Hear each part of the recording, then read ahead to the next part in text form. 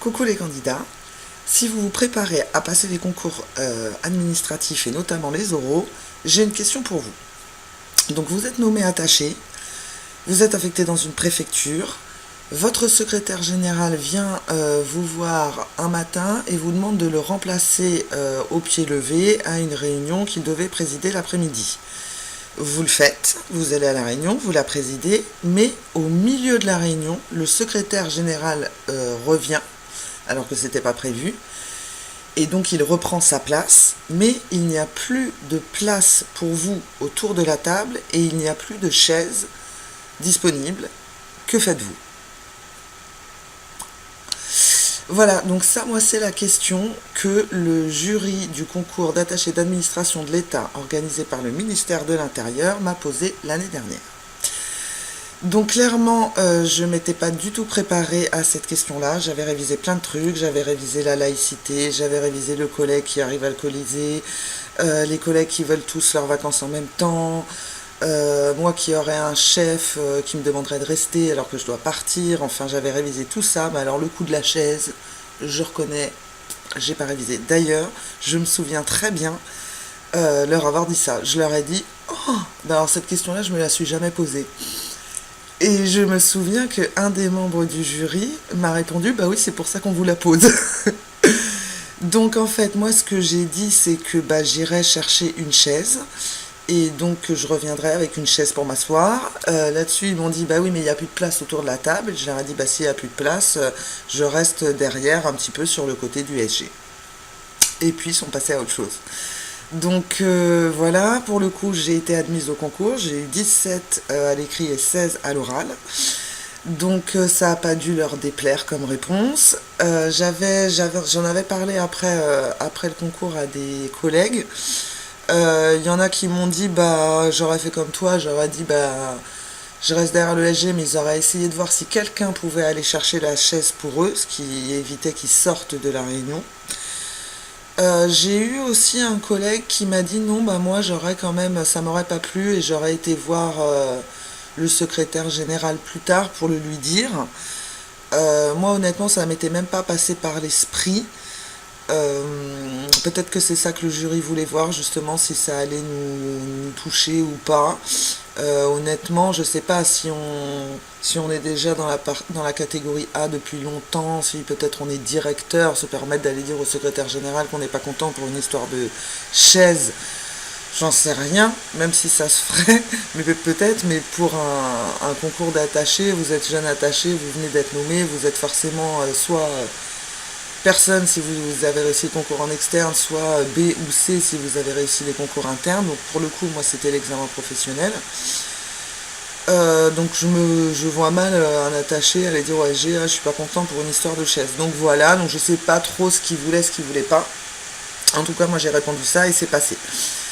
Donc pour le coup, comme je vous disais, donc moi j'ai réussi le concours d'attaché, j'ai aussi réussi le concours de SACE au titre de l'année 2018, celui qui était aussi organisé par le ministère de l'Intérieur, en examen professionnel aussi. Mais ce qu'il faut savoir, c'est qu'en fait ça faisait 3 fois que je me présentais au concours d'attaché et 3 fois que je me présentais au concours de SACE. Sachant que 3 ans en arrière, j'avais même pas été à l'oral d'attaché parce que j'avais eu 7 à l'écrit. Et donc voilà, donc en fait, comme ça me plaisait pas de rater, bah à force de rater, j'ai décidé de m'y mettre. Donc il a fallu que je comprenne vraiment ce qu'on attendait de moi au concours et que je détermine en fait mes lacunes. Donc comment j'ai fait ça? Bah les rapports des jurys, je vous invite à les lire. Les rapports des jurys, ils expliquent clairement ce qu'ils attendent de nous et ils disent quand ils sont pas contents, s'ils n'ont pas obtenu quelque chose qu'ils voulaient voir chez le candidat.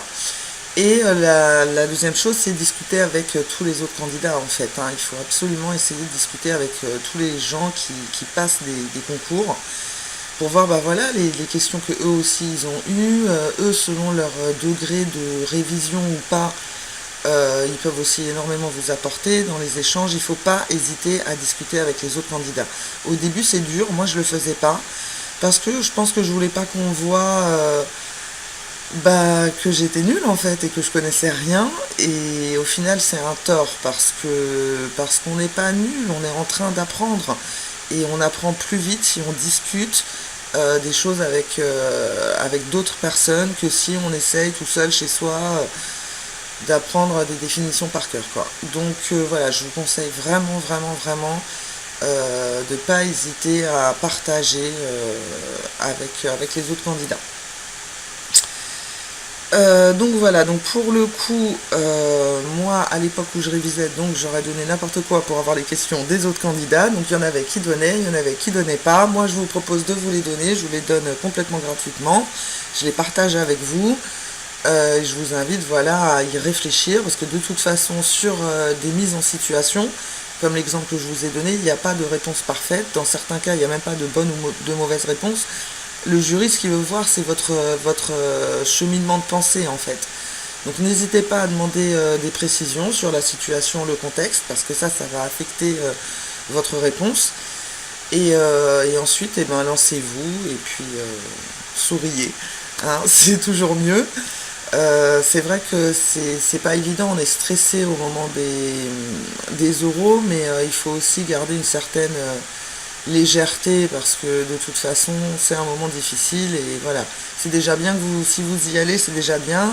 Déjà vous êtes présenté, ça veut dire que vous avez réussi l'écrit, vous pouvez être fier de vous. Bon bah voilà, maintenant vous vous y confrontez dans la joie et la bonne humeur. Donc voilà ce que je voulais vous dire. Voilà, donc je me répète, mais il faut absolument que pour les mises en situation, vous y réfléchissiez à l'avance. Je pense que ça vous aidera, et donc j'espère que de vous donner mes questions, ça vous aidera également. Donc pour les recevoir complètement gratuitement, il vous suffit d'inscrire votre adresse mail dans la case qui est juste en dessous, et donc je vous enverrai par mail ces questions, donc une question par mail. Parce que en plus, voilà, il faut le temps que je les retrouve toutes, etc. J'ai pas forcément centralisé tout ça au même endroit, mais voilà, donc comme ça vous pourrez les recevoir tranquillement et y réfléchir tranquillement. Donc je vous souhaite un grand succès et je vous dis à très vite.